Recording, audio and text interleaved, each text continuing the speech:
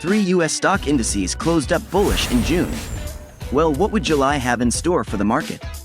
NVIDIA's shareholder meeting didn't make much of a splash, so is the recent drop a sign of trouble or just a healthy pullback? Tesla's stock break 200. What's it gonna do in the next 2 quarters? Amazon hit a new all-time high. Is it forming a continuation pattern? What's the next move? Hi traders, I'm JJ. Welcome to my channel. Today, we're gonna take a closer look at the July predictions for the S&P 500, NVIDIA, Tesla, Amazon, and Nike. If you're interested, make sure to hit that like and subscribe, so you don't miss out on our contents. Let's check S&P 500 first. From a fundamental standpoint, one major risk for the US stock market right now is that profits are too concentrated.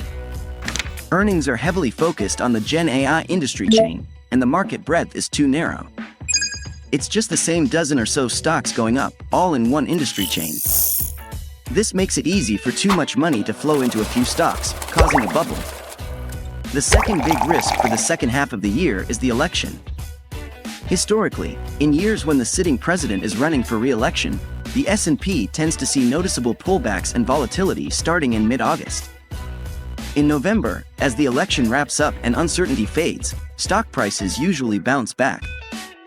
From a technical analysis perspective, the overall trend is still in a bullish channel. However, recently the price has hit the midline resistance of the channel and started to pull back, indicating weakening upward momentum. The current price is right at a resistance level, which is also a previous high, further confirming the importance of this short-term pressure point.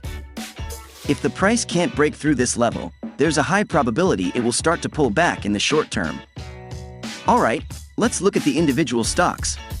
Starting with NVIDIA, during the shareholder meeting, there weren't any particularly positive news updates, so the stock has continued to pull back in the short term. If we look at the previous pullback's duration and magnitude, this current adjustment might not be over just yet. From a technical standpoint, this decline seems to be a short-term pullback and doesn't indicate a long-term trend reversal. Fundamentally, aside from about a third of the internal employees selling their shares, there haven't been any major negative news.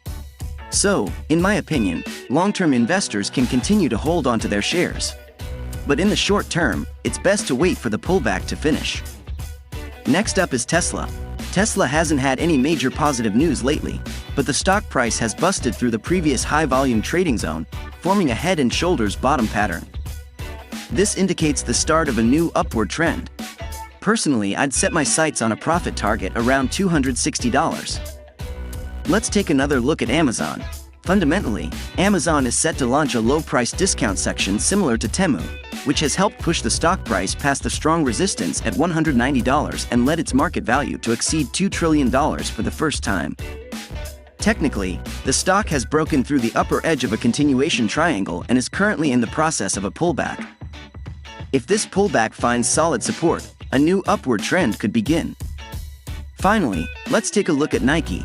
For the fourth fiscal quarter, Nike's website, app, and store sales dropped by 8%, missing Wall Street's expectations. Last Friday, the stock took a nosedive, dropping over 19% with heavy trading volume.